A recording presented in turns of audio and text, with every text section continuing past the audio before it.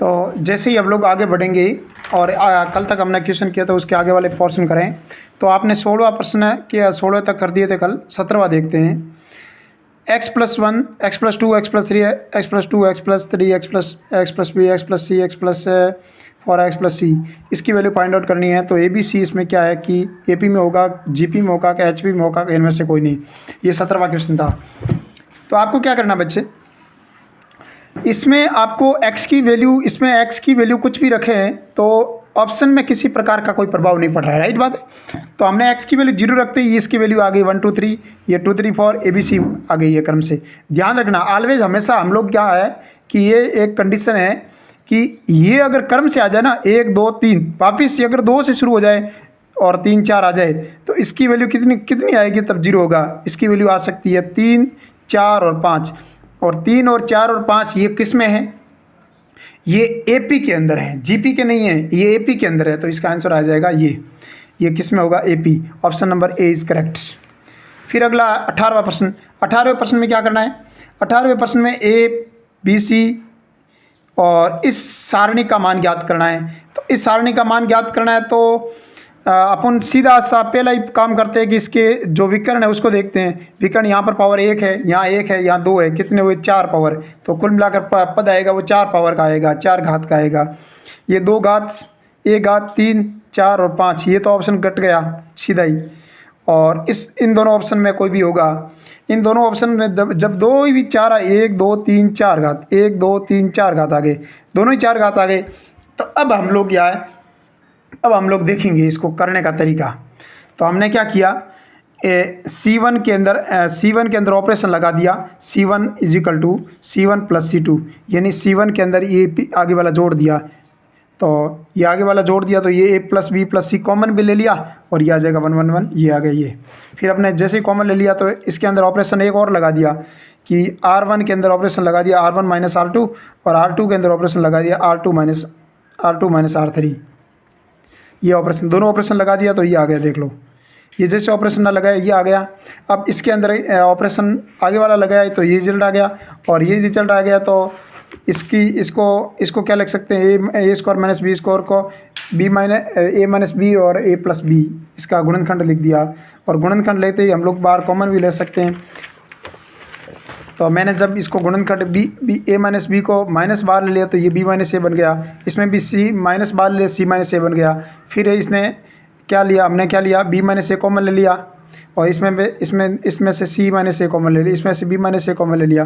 तो पीछे यहाँ पर क्या बचा, 0 0 1 0 1 1, और ये आ गया, और इसमें ये बच गया। फिर हमने इसका विस्तार कर दिया तो C1 से इसको खोल दिया, विस्तार C1 से किया, और C1 से विस्तार करने पर हमारे पास आया B - A। तो इससे कौन सा बैठ रहा है, B - A,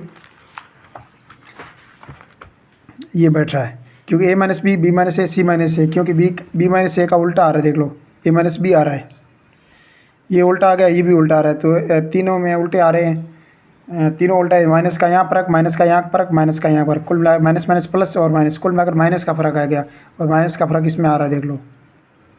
तो option number B is correct. चलिए अगला क्वेश्चन करते हैं। अगला क्वेश्चन में 19वां क्वेश्चन है। 19वें क्वेश्चन में अपने पास ये SR श्रेणी का क्वेश्चन है। SR श्रेणी में 19वां क्वेश्चन लिखा हुआ है, यदि x y z असमान है, एक अलग अलग है, और हमारे पास तथा x y z x³ y³ z³ x की घात 4 - 1 x की y की घात 4 - 1 z की घात 4 - 1 बराबर 0 हो, तो इसकी वैल्यू आपको फाइंड आउट करनी है।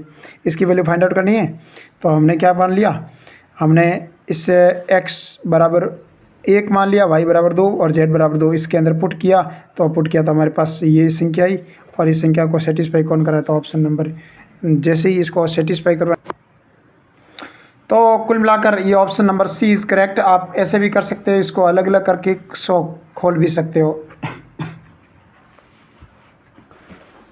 क्वेश्चन नंबर 20 के अंदर आपको यदि ABC एक त्रिभुज के कोण है तो आपको इसकी वैल्यू 0 हो तो बताना है कि ABC क्या होगा। तो ABC एक समद्विबाहु त्रिभुज होगा, ना कि समकोण त्रिभुज होगा। तो ये आपको याद भी कर सकते हो, और अगर करना चाहे तो खोलने में इसमें दिक्कत आएगी तो आप इसको याद भी कर सकते हो। याद एकदम फिक्स आपको याद रखना, option number is correct. Option number A is correct.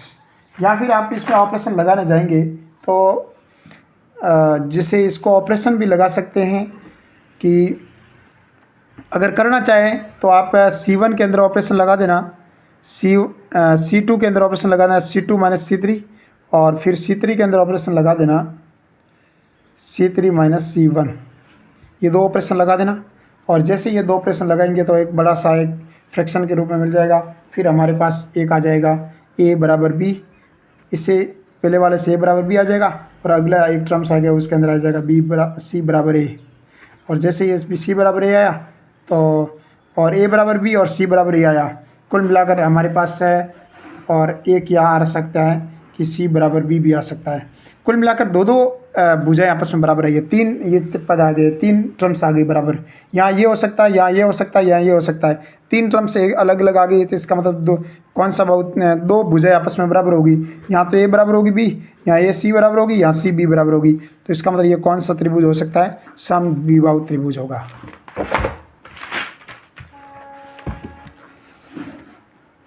Question number 21वां, निम्नलिखित यदि समीकरण का निकाय ये है और इसमें ये संगत है तो लेमड़ा का मान कितना होगा?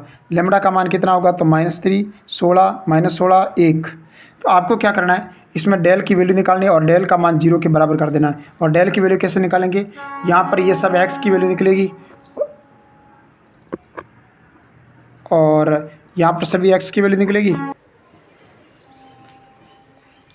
इसमें लिखा हुआ है यदि ये समीकरण निकाय है तो आपको लेमड़ा की वैल्यू निकालनी है। संगत निकाय है तो इसका मतलब डेल का मान 0 हो गया, डेल का मान ये x की टर्म आ जाएगी, सब ये y की पद आ जाएगा, ये जो अचर पद है वो आ जाएगा। फिर इस डेल निकालने का तरीका आपको विस्तार खोलना आता ही होगा, और विस्तार ऐसे ही खोला, इसको विस्तार खोला तो यहाँ से लेमड़ा की value -16। Option number C is correct. और ये SR श्रेणी का 22वां प्रश्न है। 22वां प्रश्न में क्या लिखा हुआ है? cos square x, cos x sin x minus sin x, ये और इसमें आपको क्या करना है? आपको पुट करना है x की वैल्यू 0। अब x की वैल्यू जैसे 0 पुट करेंगे तो ये 1 बन जाएगा, और ये 0 हो जाएगा, ये 0 हो जाएगा, ये 0 हो जाएगा, और ये 0 हो जाएगा, और ये 1 हो जाएगा, और ये 0, ये -1, ये 0। तो आपको इसको C1 से यहाँ R1 से विस्तार करना है। तो R1 से जैसे विस्तार करेंगे 1 गुणा इसका ऐसे गुणा 0, और माइनस माइनस हो जाएगा प्लस, तो उत्तर आएगा 1। एक ऑप्शन आएगा, एक कौन सा है? Option 1, option number B is correct. बस खोलना है और कुछ ही नहीं, R1 से विस्तार करना है। क्वेश्चन नंबर 23वां क्वेश्चन। 23वें क्वेश्चन में क्या करना है?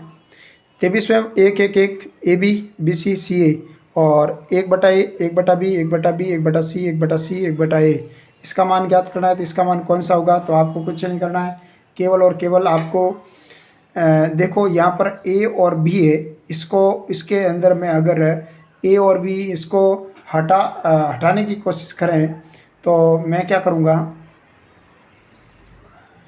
मैं इसके अंदर A B C का मल्टीप्लाई कर दूँगा इस पूरे के अंदर, इस पूरे के अंदर, क्योंकि मेरे को बट्टा हटाना है, यहाँ A B हटाना है, यहाँ B C हटाना है, तो कुल मिलाकर A B C तीनों हटाना है। तो तीनों को यहाँ पर इस पूरा जो C3 है इसको पूरे को मल्टीप्लाई कर दूँगा ABC से। जैसे ABC से मल्टीप्लाई किया तो भाग भी देना पड़ेगा, देखो बना पर लिख दिया, और इसको मल्टीप्लाई करेगा तो A से कट गया तो B पीछे BC बचेगा। इस प्रकार ये ऐसे बचेंगे। फिर मैं क्या करूँगा? फिर मैं एक काम करूँगा, ये जो इसके अंदर है, इसके अंदर मैं ये जो C1 है इसके अंदर ऑपरेशन लगा दूंगा, अरे C2 के अंदर ऑपरेशन लगा दूंगा, C2 + C3, और जैसे ही C2 + C3 करूँगा तो ये भी इसके अंदर ये सब जुड़ जाएंगे। फिर हमारे पास AB + BC + CA, AB + BC + CA, वैसे देखो ये सब बन जाएगा। तो इस जो भी बचेगा उसको बाहर भी ले लूँगा, फिर एक एक बचेगा, फिर एक एक बचेगा, तो दोनों ये C1 और C2 दो एक जैसे आ गई, और दो कॉलम या दो रो एक जैसे आ जाए ना, उसकी वैल्यू 0 आती है। Option number C is correct, option number A is correct, option number A is correct. 24वां प्रश्न। 24वें प्रश्न में कुछ नहीं करना है आपको, ये इसकी वैल्यू में लेमड़ा की मान निकालना है। अब इसमें लेमड़ा का मान निकालना है, लेमड़ा का मान ज्ञात करना, मतलब ये इसके बट्टा में चला जाएगा।